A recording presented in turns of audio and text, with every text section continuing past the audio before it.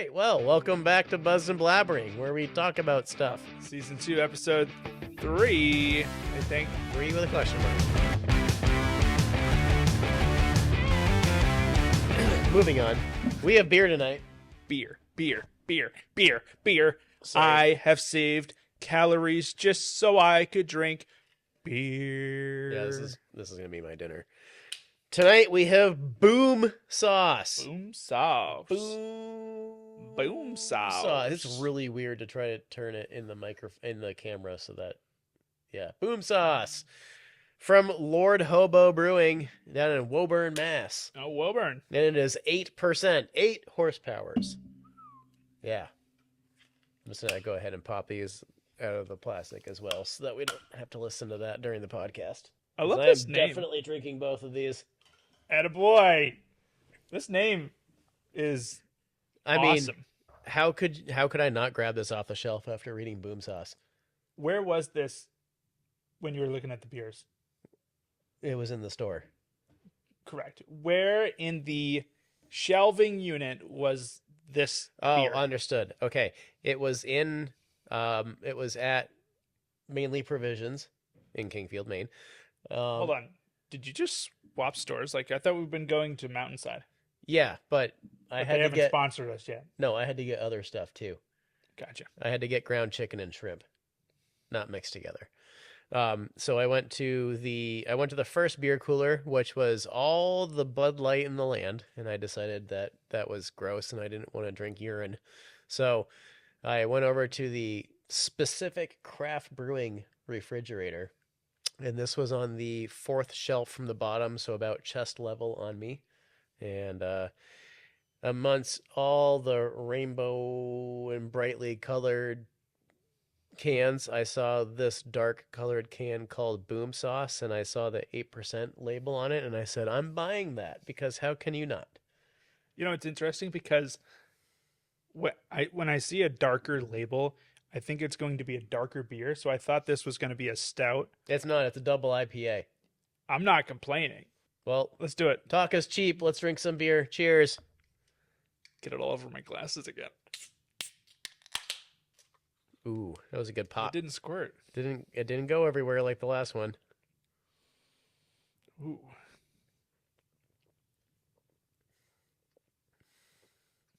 Ooh, yeah. That is New England born and bred ale. That's good. That is sumptuous. A little fruitiness, a little citrusy, a little peppery, a little chocolatey. I like it. We haven't had a beer yet that we haven't liked. That's true. Should we drink some Bud Light? Should we drink some bad beers? Like White Claws or something? We should do some mixed drinks. Okay. I'd be up for a mixed drink, or just like a bourbon tasting or something.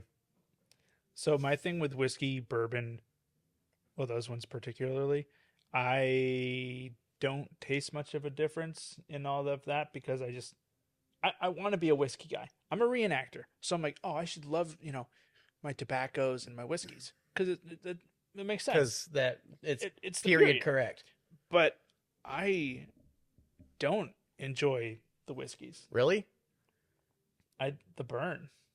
Oh. I mean, I like to drink a whiskey. If you drink enough of it, you don't notice it. This is true. So maybe that's my problem is You just need to practice more. Okay. Is that not what it's called? Hey, what are you doing? Oh, I'm practicing drinking whiskey. I'm just getting it really good. No, I don't mean like in gratuitous amounts. I'm just like a sniffer a day. Keeps the doctor away. Well, it will keep your burn tolerance going. Yeah. Or give you heartburn, one or the other. One or the other. I just need to But this is delicious. yeah, this is good. This is yummy. It is a little peppery. This is the best boom sauce I've ever had in my mouth.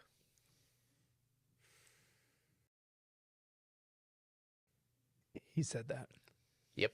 What do we want to talk about? This is the No Plan podcast. We're going off the cuff today. We had plans to ask each other questions, and then we came unprepared because life gets busy. Sure, it sure does. and teaching gets rough, and people get stupid. I'm not talking about the kids, by the way. Yeah, I was gonna say, I thought your job was to make people unstupid. I try, but they were fighting me really hard today. It happens. They are kids after all. Yep. They haven't developed their frontal lobe yet. I sat down one class, and I was just like, literally said, "Why?" And they knew what was going on, and they just said, "Nick, it was a long weekend, and we're all really tired." And I said, "Okay, That's fair. that I totally understand." I actually applaud the fact that they are mature enough to have that realization and vocalize it to you. Yep. They were clear. They apologized, and I said, "All right, clean slate next time. Let's just not Like- do that again." Yeah. Just be like, okay, this one time Yeah. you get a hall pass. The second time, don't do it. Yeah, I've I definitely feel like I'm in that stage of the year where I get a little bout of seasonal depression because it's only light out when I'm at work, and when I'm home, it's dark all the time. Like I drive to work with my headlights on, and I drive home from work with my headlights on. So I definitely would like to have some time not at work when the sun's out. You take your vitamin D. I I ate my lunch outside today, even though it was only 30 degrees. Good. So Oh, you can't say only 30. It was 30 degrees. true. I was hot. That is actually 50 degrees warmer than it was this weekend. Exactly. So it was nice. I was sweating, and they're all coming in. They're like, "Oh," and I was like, "Guys, what's the matter?" Well, to be fair, when they come back into your classroom, they're coming in from like 5 hours on the hill, so they are probably cold. So they're like they've been pre-chilled.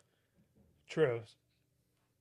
So then I guess in response, I thought that coming into a classroom would be warmer. Yes, but I don't know. I was sweating, I don't know. but I know. I run hot, so Well, I spent the entire weekend outside this weekend, yeah, you just did. standing on the side of a skier cross course, waxing skis and cheering people on.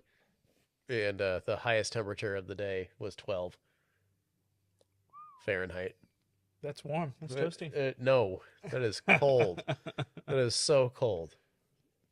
Just Yeah. like in Vermont.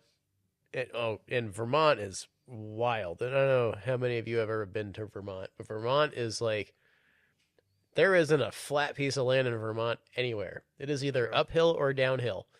That's all you got. I've only been to Stowe, Burlington, and what's the capital? Montpelier. Yeah, I've been there. I walked around. That was don't sort know. of flat. The main street. Yeah, but like That was it. so we were at Stratton Mountain. So if you get up on top of Stratton Mountain and look across the landscape, all you can see is mountain peaks. There is no sense of flat land at all. The only flat land in that area is the land that parallels the river, Right. and that's it. Yeah. So it's quite a drive. It's about 5.5 hours from here without stopping.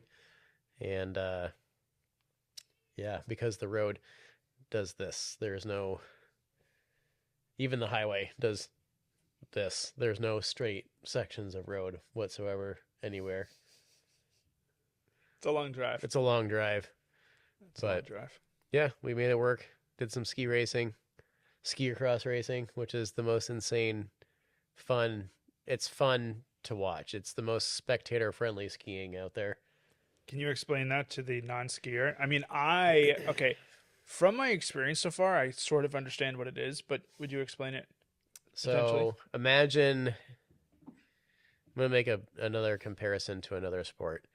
It's like motocross racing with dirt bikes, but you're on skis. So there's banked corners and jumps and other terrain features, and you race 4 racers at a time on the same course, and the first person to the bottom wins, and the top 2 advance on to the next heat. That is the best comparison you could have possibly made. That was amazing. So it's a short course. The runs are maybe a minute and a half or 2 minutes, and it's pretty intense racing, and it's very entertaining to watch because more than one time the person that's in last place has won, because there'll always be it was interesting watching it. There was always like one person in the back, and then the 3 in the front were in a pack, and if one person in that pack wipes out, there's a pretty good chance that at least one of the other people in the pack is also going to wipe out. So then the person that's in last gets in second. Are there a lot of DNFs? There, Or is there such a thing as DNF in this one? yeah. So if you miss a gate, you can DNF, and that's basically it. You can crash and like there was a girl that crashed and wiped out into a fence, but she didn't miss a gate, so she was able to get back up and finish the course. So as long as you like, there's red gates and blue gates. So as long as you don't go on the outside of the gate and miss it, you can complete the course. But you can also hike back up and go around the gate on the right hand side and then, or on the correct side and then finish the course So too. there are gates as well. Yeah, there's gates that mark out the track that you have to be on. Oh, Yeah. So the gates are on the inside of the corner, and then the outside of the corner is the berm. So as long as you go between the berm and the gate, you're fine. And then they also have gates that mark the top of the jumps. So that way if you go between the gates, you know that you're on the right track and you're going to hit the transition on the other side and you're not going to go shooting off the course. gotcha. Then there's fences to separate the hurdling teenagers from the general public that's on the other half of the trail. I'm sure the public appreciates that. I'm sure they do too. It was kind of funny listening to other people's reactions that had never seen it before because they were like, "This is the greatest thing we've ever seen. It's entertaining, and it's good for the general public to watch because it requires a short attention span because like the race starts, the race finishes, and then there's four more people coming in a different discipline. So you are racing. There'll be like a group of four skiers, and then there'll be a group of four snowboarders, and then there'll be a group of four skiers, and then four snowboarders. So it mixes up as you go along. So they'll go like the six, like the 5 and 6 year olds, and then the 7 and 8 year olds, and then the 9 and 10 year olds, and the 11 and 12 year olds, and they're all either skiers or snowboarders. So it's all age groups. There's a masters division, which is 40 and above. I should have raced because there was only one other guy in that age group, and I would have podiumed just by finishing. That would have been cool, man. I'm thinking about it for next year. Next year, Yeah. that'd be cool. Yeah, it'd be fun because then I could race the same races that my youngest is racing. So, yeah, it would be fun to do that. She would love that. Yeah, yeah, I think she'd get a kick out of it. So, and our team did pretty well considering as they have not been on a course yet this year because they haven't built it yet. Well, they hadn't built it as of Sunday. It's actually under construction right now here, so they will have a course to practice on this weekend. So then February vacation comes around and they have a race the first weekend at Sunday River, and then the last weekend they have a race here. Now, the mountain builds that, or does the ski program also help with that? So the mountain foots the bill and provides the equipment in the snow, and the groomer operators. But a lot of most groomer operators are skiers and boarders anyway, which is what you want because you want the person that is creating the trail to be someone that will also ride the trail. So they wouldn't want me as a groomer. Well, I mean, I'm sure you would be fine, but if you're talking about specifically either the terrain park or the skier cross course, you want someone who's in that world so that way they know what they're doing. And also the coaches have input on the layout of the course too. Oh, cool. Yeah. So I wonder what some of those meetings look like. Just as an outsider, I'd be curious. I don't even know if they have a meeting to begin with or if they just like one person is out on the ground and pointing at stuff, and then the other person in the snowcat just understands what they want and they just push the snow around. A snowcat is like a giant tractor with two huge tracks for propulsion. Then it's got a big plow on the front for moving snow into the shape of the berm that you want, and then it has a tiller on the back, which is the actual groomer part, which it's a lot like a rototiller for a garden, but it's really, really wide and it makes rough snow smooth. That's cool. That's the best way I can come up with a description for that. Have you seen any of the grooming machines here at the mountain and actually looked at them? No, I've only seen the lights at night. Okay, so this mountain, this applies to a lot of mountains. The mountain is so steep that you run the risk of the snowcat flipping over backwards as it goes up the hill because it's so steep. So they actually have a boom that's attached to the groomer with a winch on it in like a few 1,000 foot long cable, and they hook it to a tie point at the top of the mountain. And then as the snowcat comes down, the winch line pays out, and then the boom rotates independently from the snowcat, so it's always pointing uphill. So the snowcat comes all the way down, turns around, and then will winch itself back up the hill. Oh, that's cool. That's cool. Yeah. So before they did that, they could only groom down the hill, but now they Yep. can groom up and down, so it makes them faster. That's about all I know. Oh, and if a groomer catches on fire, you just let that thing burn. Do you know that from experience, or I just do. When I was on the volunteer fire department, we got a call from Sunday River that their snowcat was on fire and they really wanted us to come put it out. And we were like, okay, where is it? And they were like, well, it's in the middle of this trail. And we were like, all right, well, we're not going to get a fire truck out there. So claim the insurance on that one? it's surrounded by snow and we're just going to watch it burn. Throw some snow. I didn't on it. even leave my house. I could see the smoke from my house and I was like, yeah, we're not going. So yeah, we are in the world of darkness, cold and snow. Cold And and snow. it requires a nice beer to warm the stomach. I am pretty warm right now. What about you? What's been going on in your world? What has been going on in my world? Nick's world. Imagination. No, like really, what's going on in your world? Not the imagination world. I have a lot of duties. Heh, Hmm. poop. I'm grateful that your wife took over my duty at the beginning of the month so that I could go to my family's blood drive. However, I had duty last Wednesday or Tuesday, and then I had duty all this weekend except for Saturday. God bless her. And then I have duty Thursday, and then I have duty this weekend. So I just got pile drived with duty. Wow, And they're really giving it to you, huh? I mean, this last weekend I gave to myself, so I can't really fault them too much. Yeah, you did. But yeah, going to the gym, it's been good. Charlie's been kicking our ass. Yeah, go Charlie. Charlie's the man. Love that guy. And we did the battle ropes today, which was a real good challenge. A what? Battle like the ropes. Like Oh, I think you said battle roast. Like battle you, ropes. like you did a rap battle and roasted the kids in your classroom. I do that sometimes. That's my favorite part of teaching.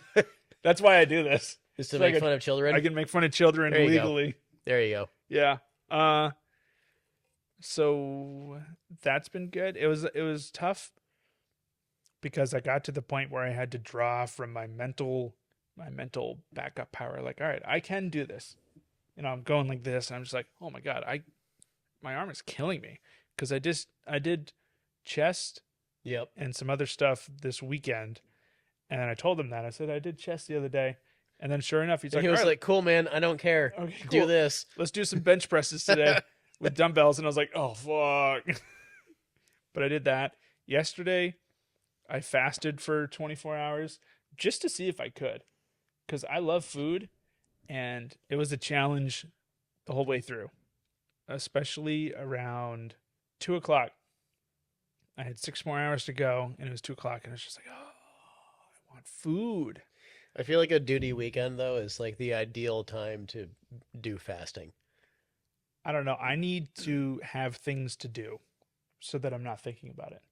Right, but I'm saying like you don't have any large physical output expectations. Right. So because for me, if I were to fast, I could not do it during the week. Yeah. Because of my job, I would just I'd run out of energy.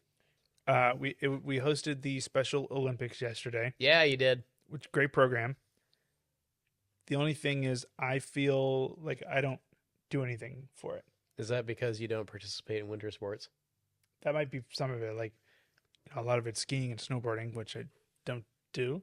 There was snowshoeing. There was snowshoeing, which I could have done, Mm-hmm. but they just put me on what I did last year when I was injured, which was relieving Kathy and driving kids up to the mountain in a van. And That's fine. I know, but then we had all these people come up and just say thank you, and I was like, uh-huh, Yeah, yeah, but I it's didn't do like anything.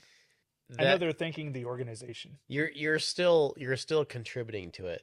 Like if you weren't there, then somebody else would have had to do it. Because either way, that I van. collected bibs. Well, either way, that needed to be done. In either way, that van needed to be driven. I sat there for So, 4 hours and I collected bibs. yeah, but you were still part of the team that made it happen. I don't know. So just accept the thanks. I have a hard time accepting compliments and Oh, I get appreciation. it. I get it. Yeah. 100%. Like if anybody ever says like thank you for your service to me, I have no idea how to respond. I noticed. Like you're welcome. I don't know. It's weird, and that's like a thing for a lot of veterans. Like we have no idea. Like you're welcome. I don't know. Yeah, there are some interesting responses I want to that say I've that to a heard. waitress sometime, just like at the end of the meal, be like thank you for your service Yeah, that'd be a as good I'm one. writing out the tip. Yep. I've heard a lot of them just say no problem or happy to do it. Or I also heard one that was, yeah, I had a blast doing that, killing those guys. I was like, oh, okay, cool. Yeah, it And do then be like that some, sometimes. and some of them are just not ashamed, but they're probably a little guilt. Yeah, or it may not be guilt. Um, it could be that they're having like a I don't want to say a flashback, but a flashback. Like it could be that they're replaying something traumatic in their head, Mhm. and it's just like I mean, not a.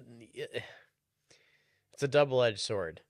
Like we like veterans like to be acknowledged, but at the same time we feel super awkward when it happens. Yeah, So I'm just gonna continue doing it. just And keep doing it. It's fine. yeah, yeah, I agree. But I'm gonna say it to a waitress sometime. I'm gonna be there. You probably are. But the fast was a challenge, mentally more than physically. And then Did you have to talk yourself through it? I did. Yeah. And Charlie and other people are putting food around me, and I'm just like, that smells so good. Your trainer is teasing you with food. Charlie, good on you. I respect you so much for doing that. That was good. So when I was doing the battle ropes, I was just like, if I can do a 24-hour fast, I can do this for another 10 seconds, even if I'm dying. And that was where I got my reserves from. What's your favorite machine or implement to exercise with? Hmm. I can hear my wife outside. Hello. Hey! Hello. Here comes the sourdough. Oh, yes! More carbs. More carbs. Maggie's just dropping it off for us. Hooray! Yeah, How many people are watching? 7, like 2. maybe 6. Mom doesn't even watch this, so If you tell me where it is, I will tune on. no, it's not for kids. Neither your mom nor my mom watch this. Okay. This is the best fucking bread I've ever had. It's sent. This is amazing. Thank you. Sorry, we're back for intermission. My wife and our neighbor interrupted, and we had to have some sourdough bread, and then we cracked into beer number 2. Welcome back. But that's all you missed.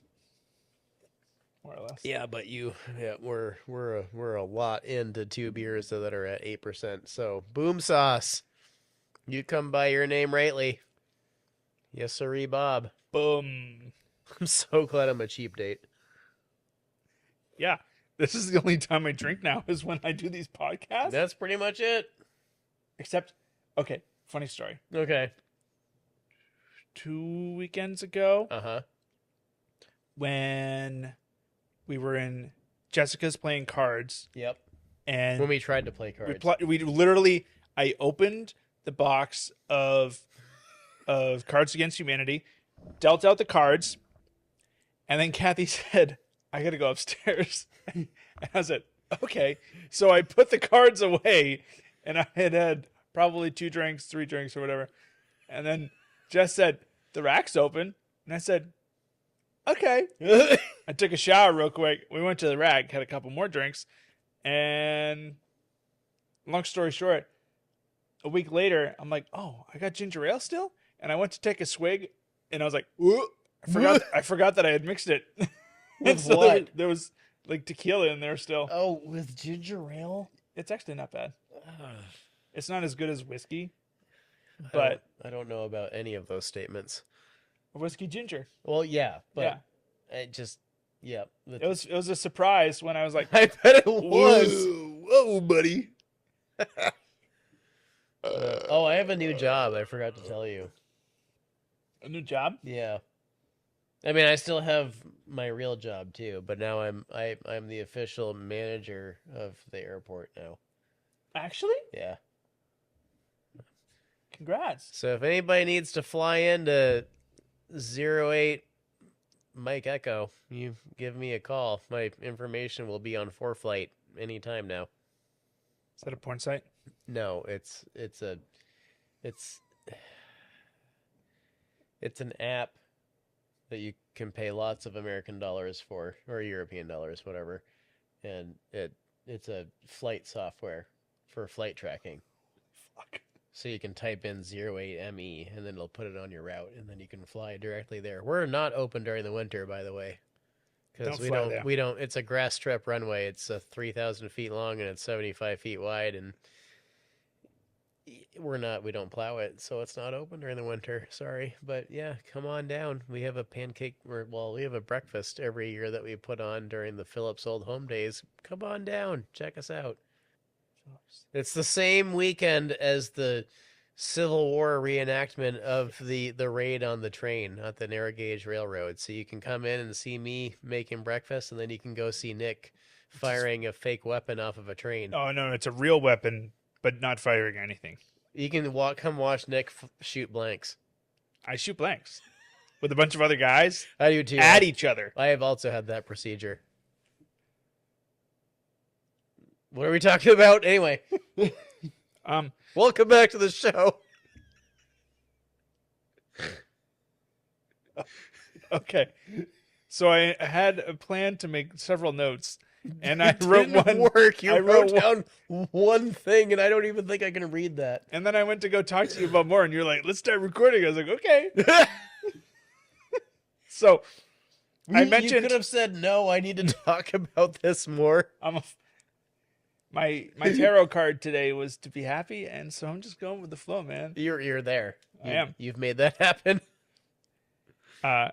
Houston, We have a the problem. eagle has landed. No. Okay. Next episode, we're gonna do conspiracy theories. We're gonna make we're gonna make tinfoil hats, and we're gonna talk conspiracy theories and drink beers. I will Perhaps seltzers, or make mixed drinks.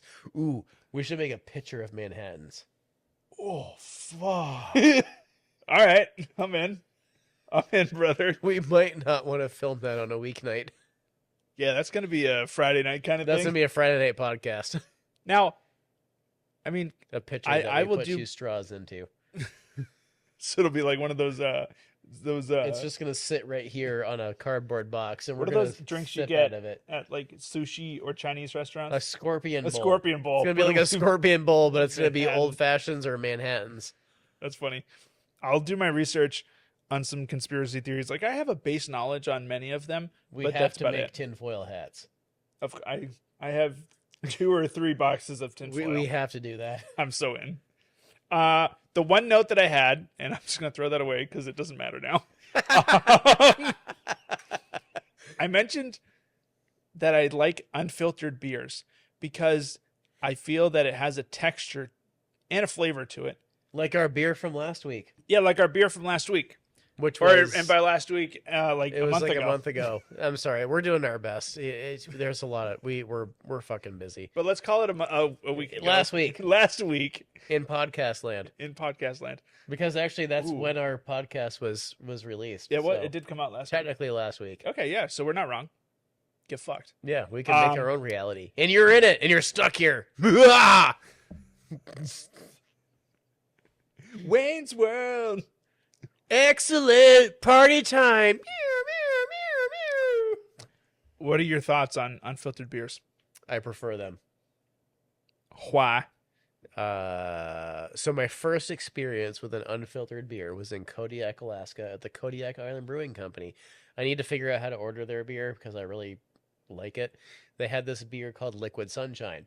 So, Liquid Sunshine, you either get it out of the tap straight up or you get it infused where when it comes out of the tap, it gets filtered through seven different kinds of wildflowers on its way out of the tap, and then you end up with bits of flour in your beer, like actual, not like bread flour, but flowers Right. floating around in your beer, Floral. floral flowers. And that was my first experience with That's unfiltered alliteration. beer, and it was fucking amazing. That sounds good. Yeah. So I don't know. Like the beer that we had last week was really good and I did it a disservice because I didn't roll the can on its side to get the floaties suspended in the liquid before I opened it. So my last couple of sips were all of the unfiltered bits at the same time. I'm sort of okay with that. I prefer it. That's weird. I prefer it stirred up so that way I get the full experience. Yeah. But yeah, I like the unfiltered ones, but I also like the filtered ones. Like this boom This sauce is fucking delicious. Cheers, by the that's way. off. This is amazing. This is probably the best beer I've had since the last beer that I had. Have you ever had Treehouse Brewing? Yep. They're based out of Mass. Yep. I haven't been there, but when I was working at the Historical Society in Rangeley, I had a friend from Connecticut, and he was a docent. So he A what? worked a docent, which it's like A a what? volunteer, Oh, what? a DOCENT. Oh, I thought that was pronounced Dawson. Anyway, Maybe continue. it is a docent. I've always said docent, Okay. so I don't know. Carry on. But he volunteered at the museum, and he brought up some Treehouse brews, and we would stay at his camp that he had and have a couple of beers and just talk about life. And he was a teacher he had taught 30 or 40 years at a Catholic school. He was super awesome. I need to reach out to him and see if he's still around. And invite him on the podcast. I'd love that. And so I would love to go to Treehouse Brewing and get that experience. But from what he told me, there were times that he stood in line for 2.5 hours to get a 6-pack or a 4-pack Why? because it was so busy. Okay. I'm sorry. I know that this podcast really isn't focused on beer, but beer is a big part of it. Oh, excuse me. I don't have the patience to stand in line that long for beer. No, I wouldn't either. But they had this, I don't remember the name of it. It tasted like an orange Julius. It was Okay. citrusy. It was dense. Like it was almost a milkshake, Okay. but it was That's okay. so good. I just need to get this thought out or I'm gonna forget Do it. This spring we should do a podcast on the weekend of the Kentucky Derby and we should make mint juleps. Okay. Can we dress up for it? I mean, the Kentucky Derby, you get dressed up, right? Yeah, but can we do it like news anchors where we have shorts on and then a suit Yeah. jacket? Yeah. Okay. Yeah. All we right. can do that. Okay. Continue. That's all I had. Oh, okay. I probably had an unfiltered beer before that, but that is my most favorite experience of having unfiltered beers. I do like a good Is- hazy IPA. Yeah, that's what it was. It was hazy, but it was super dense. It was good. And it just like working in Rangeley was probably one of my favorite experiences in life. The working part. With the exception of the fact that everything costs 25% more than everywhere else in the state. Maybe, yeah. But I mean, We can cut that part out. at the IGA isn't too bad. Okay. Or at least it wasn't How long ago was that? 2017. Okay, the new owners have jacked the prices up on everything. Okay. Well, 2017, 2018 was great. Now living in Rangeley as a single person during the summer was a little tough because I didn't find anybody to Mate with? not even that, just talk with. I feel Like, like I was so lonely. this whole state is really hard to be a single person in. Yeah, sometimes, yeah. So either you need to meet somebody. I mean, like, there's a large majority of people that I went to high school with that are either married to or divorced from somebody that they went to high school with.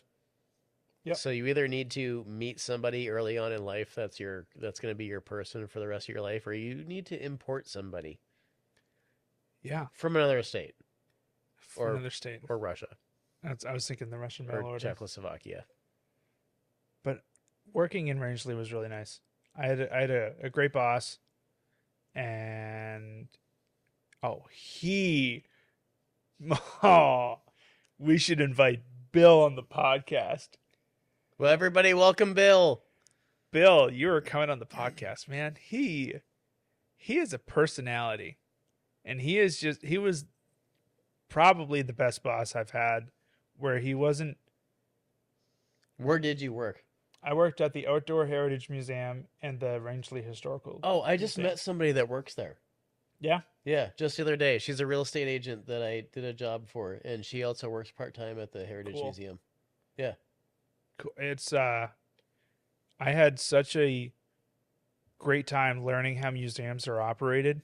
Is that the And- museum that has recently rebuilt some of the original rock piles from the river from the Native Americans? I don't know. I haven't kept up with it, unfortunately. There's so there were some Right in Aquasic.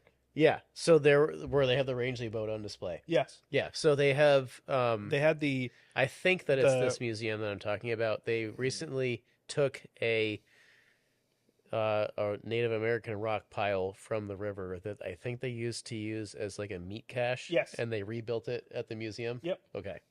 that's the one. All right. Yep. Yeah. I think about that place a lot because I had a great time at work, but it was after work, trying to go out to Sarge's Yep. or just walking around. I lived above a restaurant, like 100 degrees all the time. So I had an AC unit that was donated to me, but that wasn't enough to keep that apartment cool enough. So you So- lived near where the seaplane base was.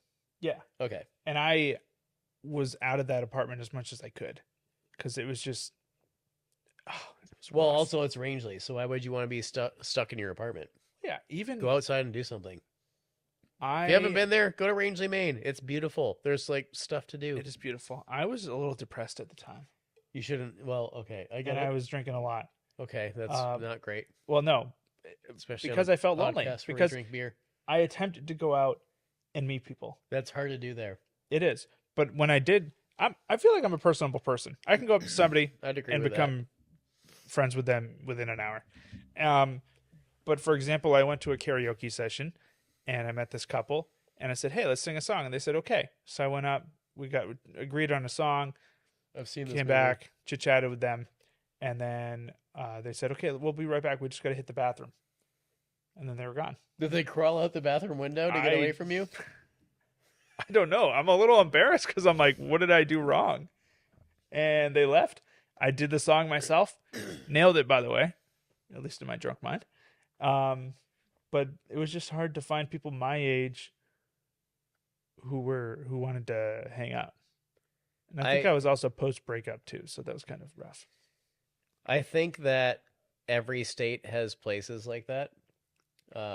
Like when I lived in Seattle, you would think that Seattle would be a easy place to meet people, but for a introvert like myself, it's hard to put yourself out there and meet people. So my friends were also my coworkers. Like I didn't have much of a I had a core group of friends that I didn't work with, but none of them were people that I wanted to be in a romantic relationship with. It was just friends. So meeting single people outside of work was hard. Yeah. There was this this weird organization called Events and Adventures where you pay a stupid amount of money every month to get set up, like an even number of single women and single men go like rafting or hiking or whatever ing together, and you're supposed to like meet people that might be of the same interest level on things as you. But it just like it's, and I did not do that, but It's cool that they offered that. I contemplated doing it. But it's just it's hard to meet single people your age, whether you're in a sparsely populated town or a city. It's really it's luck of the draw, no matter where you are. Yeah. And Rangeley, I loved it. I I like going back there, and I would totally work at one of those museums again if I could afford it. You know, cost of living and everything. But The cost of living is ridiculous. Although I will say good times. that Saddleback, which is the next ski mountain over, has built an entire dormitory for mountain staff. Really? Yep. So they have on mountain staff housing, I love that. which is pretty incredible.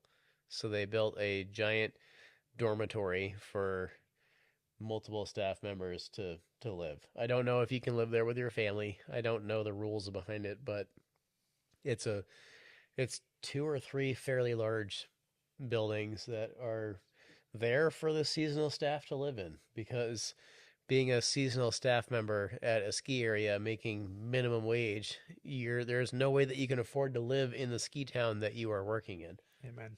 unless the workplace that you work for provides housing.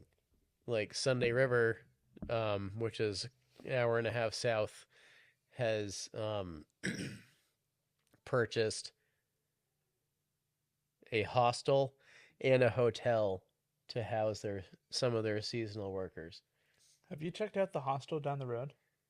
I've not been there, but this mountain here, Sugarloaf, purchased the hotel in Kingfield to house some of their seasonal workers. They purchased it. They did. Really? Yep. So there's a lot of resorts and ski mountains, etc., that are finally realizing that their employees cannot afford to live in the town that they operate in, because they have jacked up the real estate prices so much with just their existence in the area. So they are finally coming around to, we need to provide housing to people that are seasonal workers, or we have to pay our seasonal workers so much money that it becomes unobtainable for people to come to our mountain to go skiing, because we've priced everybody out of the area. Anyway, so the cheat code in life is getting a job that provides housing, I think, in this life, because I feel like in order to make it in this world, you either need to be on the super low end or the super high end, and the people in the middle carry everything else. Yeah, I'm trying to figure out retirement or getting to the point where I'm work optional, and I would have to start putting in lots of money right now if I wanted to be work optional by like 55, which is obviously a dream for a lot of people. 55 is definitely considered early retirement. It is, and I think that it's feasible, but I just need to make more money. So I had a thought process for that. Probably the number I one lost it. thing that you can do is you have to cut down your cost of living. I don't think I can cut down anymore. I spent even with all the medical shit that I had last year, I spent $19,000. Total. Everything. You have a spreadsheet, don't you? Yeah. Okay. But also I use QuickBooks. I don't want to tell you what we've spent having 2 kids. Yeah. Sorry, should I not have said that? Yeah, Okay, so we'll do. our spending last month was $8,000. That sounds about right. Kids change it, man. They burn through a lot. I can't say I had 2 kids, but I dated somebody who had 2 kids, and I understand. Yeah. Yeah. Well, then we've also sorry, you got to cut out a lot of coughing. We've also cut back on how much we eat at the cap here because we're trying to be healthier. Um, And that adds a huge Food cost. is so expensive right now. I Food is mean, ridiculously I'm only expensive. spending 150 every couple of weeks, and I'm I'm really imagining you're at like $800. I'm honestly it costs me a minimum of $200 to go to like walk into the grocery store and just look around. I'm gonna have to put in a serious effort this year on hunting. I have to. I Did you finish your hunter nope. safety course? God damn I it, keep Nick. pushing it. I have so many other things going on that I'm just like it. The tab is open on the login screen. How many tabs do you have open? Okay, the question is, How many tabs do you have open? That's the question. Because I was at work today and I counted. I have 47 tabs open on my desktop at work. I group mine. So I have on my personal browsing tab, I have like the writing group. I have I have a couple of groups, like houses that I'm still looking at, even though I shouldn't. Mm-hmm. And then I have some education group tabs. But so I have 3 group tabs. Each of them has probably 10 tabs under that. So I probably have about 40.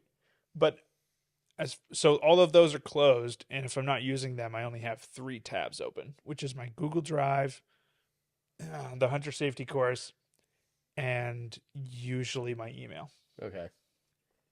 You should finish that. Also, I want to build you a house. I think that would be fun if we could make a video series on building Nick a house. What can I help? Yeah. Okay, good. No, I'm not gonna be I'm not gonna do it all by Good. myself. I would like to. I'm be the just main saying, man. like it was fun when I did it for myself, so I'd like to do one for you. I dream about building a house. It's That so is all I dream about. it's Joel. the most frustrating and rewarding thing you'll ever do in your life. Like I I bet there were 50 times throughout and I built my house in 11 months. And there were 50 times where I was like, this is stupid. Why did I do this by myself? I But I miss working with my hands a little bit. So I got soft hands. And yeah, I miss sorry. I have a tool belt. Last summer I redid my dad's shed. Like it was leaning to the right and also leaning backwards, and I fixed that. And it felt so satisfying to even just do that small job. Isn't it great? It just feels so good. Like it's How almost big of a the shed was manly. it? It's solid 10 by 10ish. Okay. It's square. Yeah. So I mean, jacking it up. I had to replace a Describe it to me. load bearing joist. Okay. Actually, a couple of them. Okay. And it was minimal financial investment because my dad was like, "Can you do this under $100?" I was Oh. like, if you buy a couple of pressure treated 2x6s, I can probably do it." So there's a couple of cheat codes around here that you can take advantage of. So one is that the Hammond Lumber Yard in Belgrade is like their scratch and dent yard. Yeah. So you can go buy bundles of rejected lumber from local contractors that are fine to use as long as you're not building somebody like a $4 million ski house.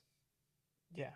So like they're slightly warped boards or whatever, but they're a quarter of the regular cost. Like I built a 20 by 20 shed. That's a garage. But it's a shed. For tax purposes.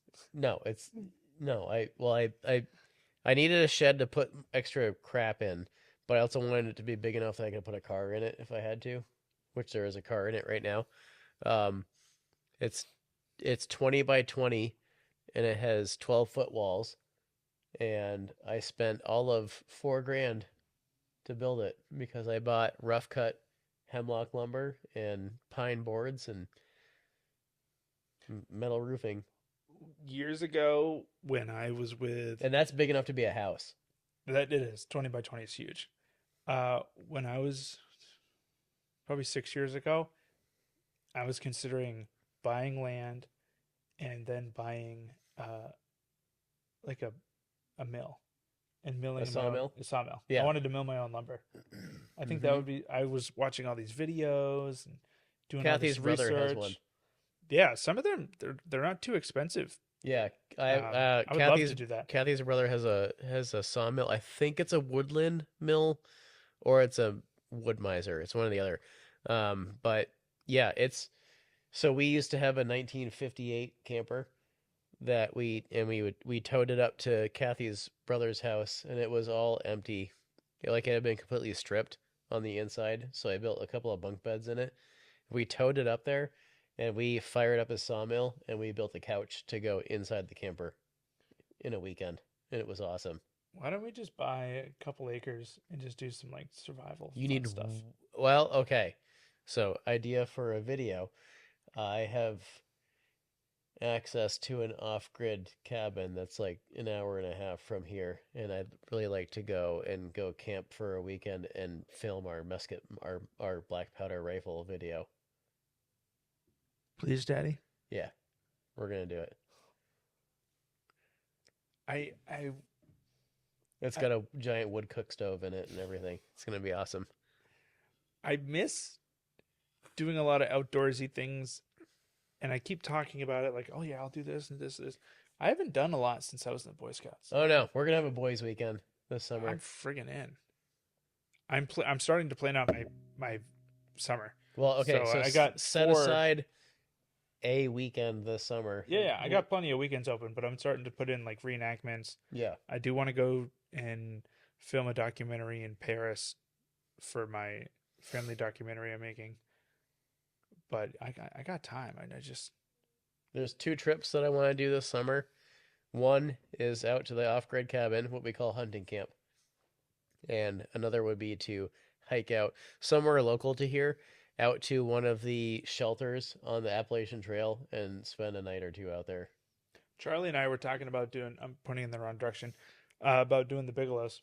Yeah, that'd be awesome. Yeah, I'd be in for that. cool. That'd be fun. These are fucking hitting, dude. They're so good. I'm hoping that this boom sauce will boom this shit out of my system. So, to any of the local New England breweries, if you want to get your product on our podcast, we'll say good things about it if you send us some beer. All we need is 4 beers. That's all we ask. I mean, really, It's a simple if ask. we had more than 4, we'd be in trouble. Especially this boom sauce. We'd have to market this to a completely different audience. Now, if it's Budweiser, you can send us like a 30 rack and Yeah, we'll be and fine. But it's the good stuff. Go easy on us. So yeah, so I want to go to the off-grid cabin and do our modern versus Civil War black powder rifle. I guess it would be accuracy challenge or comparison. I've never live fired mine. I've always wanted to. I bought it in Gettysburg for $500 in 2013. Okay. And I've never live fired it. I've always wanted to. I feel like we should set it up on a sled and live fire it with a string from many, many feet away just to make sure that it's not going to explode. Oh, it's fine. How do you know if you've never Because tried? I shoot a decent number of grains from it when we do reenactments. With no projectile. Correct. I'm not worried about it. Okay. If you don't want to stand next to me when I shoot it, I If understand. I'm doing the next podcast in July by myself, you'll know that something terrible has gone wrong. My parents will be a millionaire. That's nice. You should sign it over to me. I'll add a little. No pressure, Addendum. Nick. I'll add an addendum. Please send $20,000 approximately to Joel. Joel gets my microphone and camera. Yeah, that's fine. I can do that. I can do that. Give one to you. I'll give one to my brother. Do you want my GoPro? What? You want the GoPro? Sure. Okay. Anyway, while we're out there, we should hike to the cabin. It's called the Cabin in the Sky. So, also, this is going to be a weekend. Go to the Maine Mineral and Gem Museum, which is the only place that I've ever been where they will let you hold a piece of the moon and Mars at the same time. Okay. That part's cool. I'm not a mineral gem guy. I'm like, It's interesting. okay. So, and then the same guy that owns that owns the cabin in the sky, which is on top of a mountain that overlooks where hunting camp is. Wait, Okay. is the Maine State Museum open finally? Oh, I don't know. Because they were under construction for approximately 3 years, 4 years. I haven't been there since I was a kid. The last time I was there was on a field trip, and I'm 42. So it's been a Okay. while. Fair enough. I worked there for a summer or two I also feel like we should go. at the archives. I also feel like we should go and do the typical Maine tourist thing, which is go to LL Bean once they've finished construction because they're rebuilding the Kittery store. Oh, really? Or sorry, Wait, they're rebuilding the the Freeport store. I was really confused. Because they're rebuilding the Freeport store. Edit all that shit out. We should go Safe. there once they've finished it and check it out. I'm in. I'd love to get a new. Also, I can't have a gun. I can't have a gun up here, so I don't. Why am I looking for guns if I can't even have one up here? because you can keep it at my house. Oh, okay. Also, I guess I want another gun. I don't need another gun, but I would totally buy one. the other They're cheap, right? ARs. You can get one for like $500, $700. I saw a couple at a store for under 800. yeah, but if you hold a $500 weapon or firearm and a $1,200 firearm, you'll know why. Fair enough. Because one is significantly more expensive than the other. Yep. I would recommend that you look at a. Because are you looking for something for defense or sustenance, or good cheap fun? At my can I say my parents will mind. My family, we have a 357, a 45. We have another fun. What's the James Bond gun? Which one? Little pistol one. Oh, it's the Walther PPK. Yep, we got that. It's the 9mm, not the Luger, but the other one, because there's two different 9mm. There's about 1,000 different nine mils out there, but okay. Like, there's two 9mm variants. There's the 9mm Luger Yep. and the 9mm something else. 9 millimeter. But there's like two different. Anyways, I got one of them. Okay. And then we got a 12 gauge, 20 gauge, Mm-hmm. two 22s, and a So 30, what are you 30. looking to do with this stuff? just a fun gun. I would highly recommend a lever action. That's what I have, a 30-30. Okay. But that is a lot of fun. Yeah, I like cowboy action guns. But it's $1 a bullet. Yeah. So that's that's the problem. That's where I'm like, oh god. So I guess for like cheap fun shooting, you probably can't go wrong with an AR because you can buy like an ammo can full of 223 ammo for not a lot of money. Right. I mean, you're maybe somewhere between 25 and 45 cents a shot, which is pretty affordable. Perfect. So The 22, we have we should go halvesies. okay, I'm in. Yeah. We have a 22 bolt and a 22 semi, and I got this bucket of bullets. It's the literal name of it for 22s, and that even sometimes gums up the bolt action Well, because they're so 22 is a really dirty ammo. right. Because it doesn't all combust when you fire it. Yeah. Like Kathy and I have a really nice Browning Buckmark 22 pistol, which is awesome. But we can only run the expensive 22 ammo through it Yep. to make sure that the action cycles. Yeah. The bucket of So- bullets only goes to the bolt action. Yep. And we have the expensive stuff go to the semi. Actually, what you would really have fun with is I have this old antique 22 rifle that was my great grandfather's. And it's this old 1902 Savage. And it's a pump action Oh, cool. 22 rifle that holds like 11 shots. What? It's awesome. And you can plink all day with the super cheap like American Eagle ammo in it. No Yeah. problem. And it cycles it fine. That's cool. It's awesome. It's like the ultimate squirrel gun. It's super fun. That's awesome. But I do want to go hunting. I have a freezer at my parents' house, which my dad is. Do you want to go hunting because you want to eat, or because I told you that I sat in the woods for 6 hours and read a book? I mean, I wouldn't be opposed to reading for 6 hours, but no, I want to go for sustenance. Yeah. Like, I want to go kill a deer and skin it, learn how to do all that because it's a skill, It is a and skill. it just feels good to know that. But at the same time, also provide for my family. Yeah. It just. I guess that's the man in me. It just feels good to provide for others. Well, also, like some of the best experiences that I've had in life have happened in the woods. So, like, let's see. One time I was hunting with my dad, and out at hunting camp where I'm going to take you, and we found this old trapper's cabin. Well, I mean, we knew it was there, so we organized to meet at this old trapper's cabin, and we were going to hunt different sections, meet at a trapper's cabin, and then go back to camp for lunch. So we met at the trapper's cabin, and we were just checking in with each other, like, hey, what'd you see? Did you see sign? Did you see prints? Whatever. And then we heard something crashing through the woods, and we were like, oh goody, we're finally gonna see a deer. It came to us. Nope, it was a pissed off moose. It was this cow moose, female moose, and she was riled up by something. Either I bumped her into my dad or my dad bumped her into me, but either way, she was conflicted on where to go.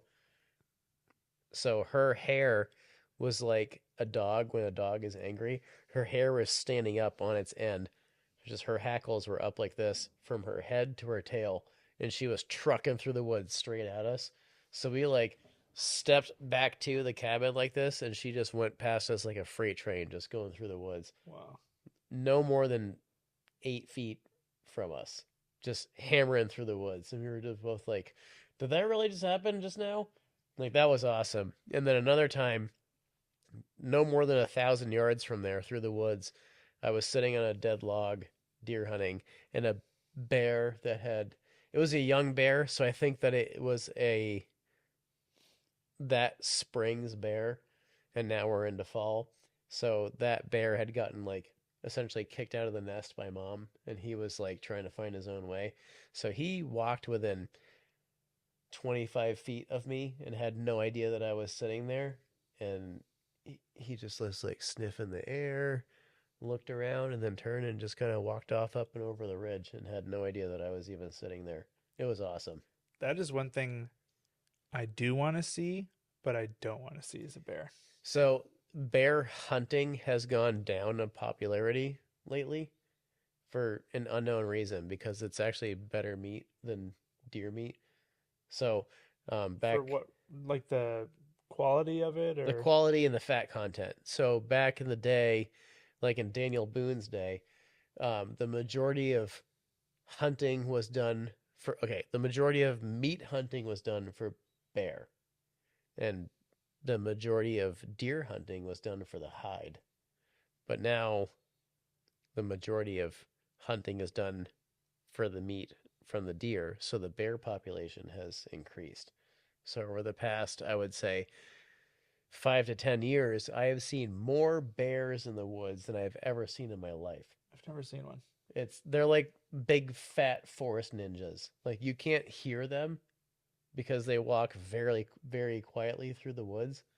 But I saw one, Gabby was with me, and she was like 6, and we were sitting out in the woods, and we just saw the bushes moving next to us, and then you saw the silhouette of a bear walk out of the bushes and then into another set of bushes, but you couldn't hear it, and it was less than 100 feet away. And then the bear that got within 25 feet of me, all I could hear, it sounded like a dog just walking through the woods, just very light footprints or whatever. I didn't realize they were so light-footed. They're very light-footed. They're extremely fast, and they blend in with their surroundings very well. So it's just like this little, like, fat forest ninja. This is a black bear. Yeah. So they call them the ghosts of the woods for a reason, because you can't hear them when they're moving, unless you're right up on them. Unlike a fucking squirrel, where if you hear a squirrel coming through the dried dead leaves in the fall, you think that an elephant is coming through the woods at you, but it's just like it's two gray squirrels chasing each other around. Isn't that so funny? No, it's not funny, because No. it'll put you on high alert, and you're like, okay, something's about to go down, and then it's just like the squirrel that will jump up on the tree and then go tee tee tee tee tee tee tee at You got you this for the little next 1 pound 3 hours, beast. This little 1 pound beast who causing makes all a kinds of havoc. ruckus. And then you got this friggin' 400, 500 pound Yeah, mammoth yeah, coming through. And it's like, and you don't know that it's there. it's, that's funny. I'm just gonna sneak on through here, guys. Just Don't gonna mind sneak me. on through here. Just make sure none of my cubs are around. Right. I'll kill your ass. Yeah, like I said, it'd be cool to see one. At the same time, I have a fear when I bike the narrow gauge that there's going to be one that just pops out of nowhere. Oh no, they're there. Yeah, I know they are, and I'm like, oh god, I hope I don't run into one. I actually would be very less afraid of a bear than if I got in between either a bull moose and a cow moose or a cow moose and a calf moose. Really? Yeah, because the black bears are very timid, where you just like go like, "Whoa," and they run away But because not a they're mama bear. yes, but overall, a black bear is a very non-confrontational animal. Fair. Um, a moose, a moose is 1,500 pounds of pissed off, really tall animal. My friend Josh, who was a classmate of mine, his dad almost got killed by a moose when we were in high school.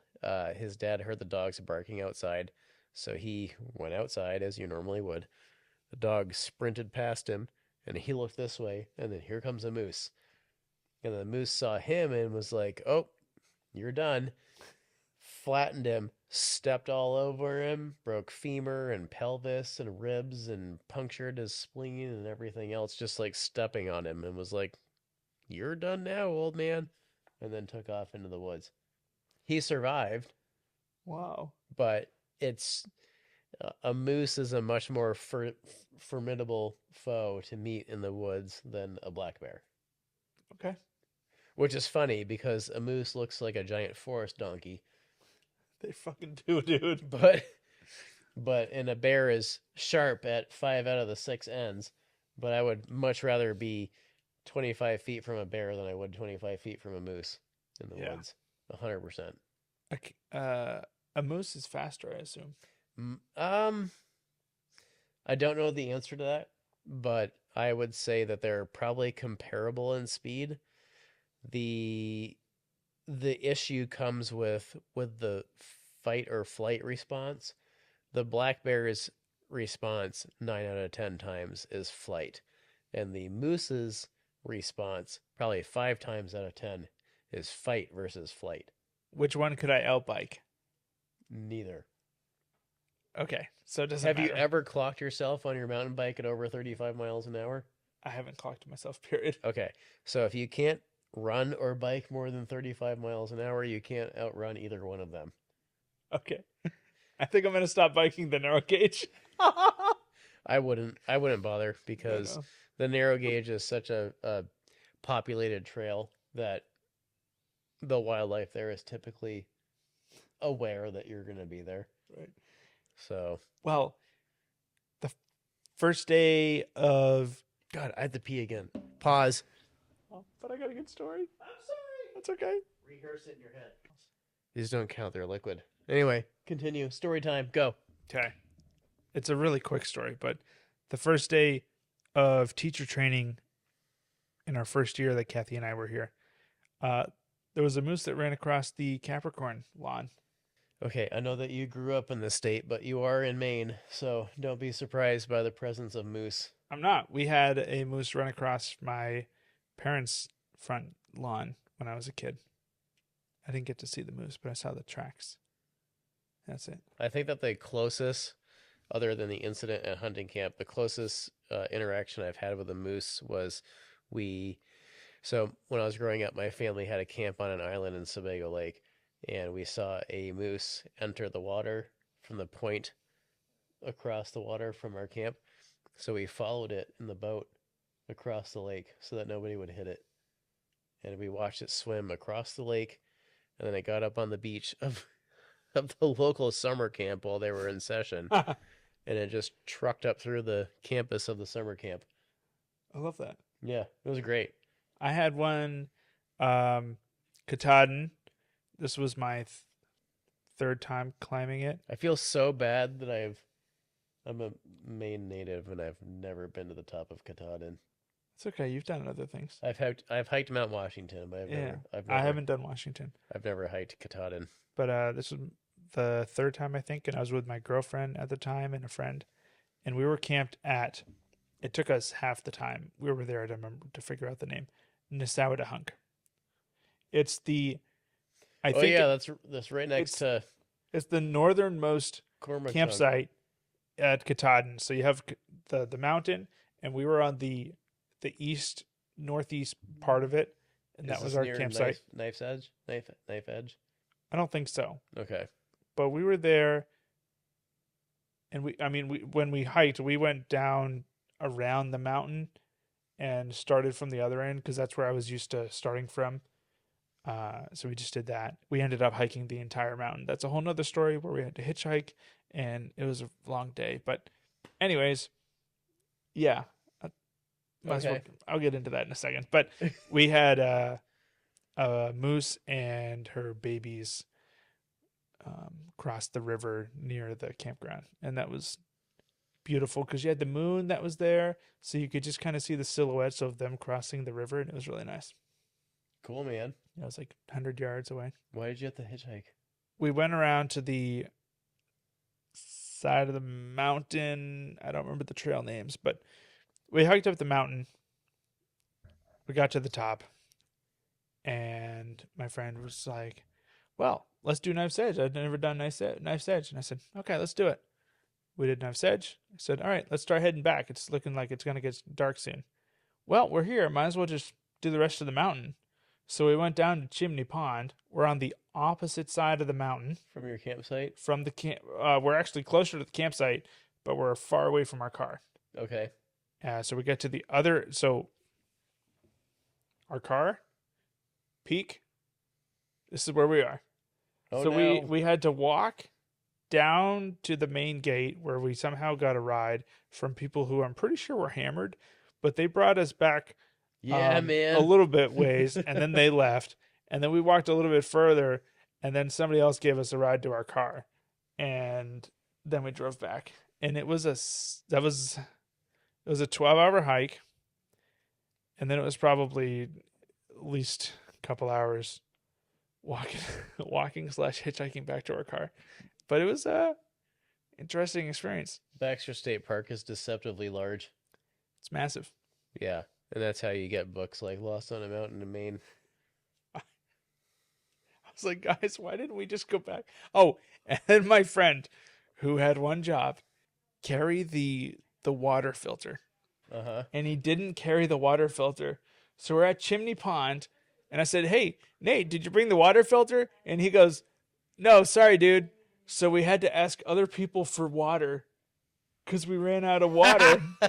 And it was so embarrassing. I was like, Nate, really?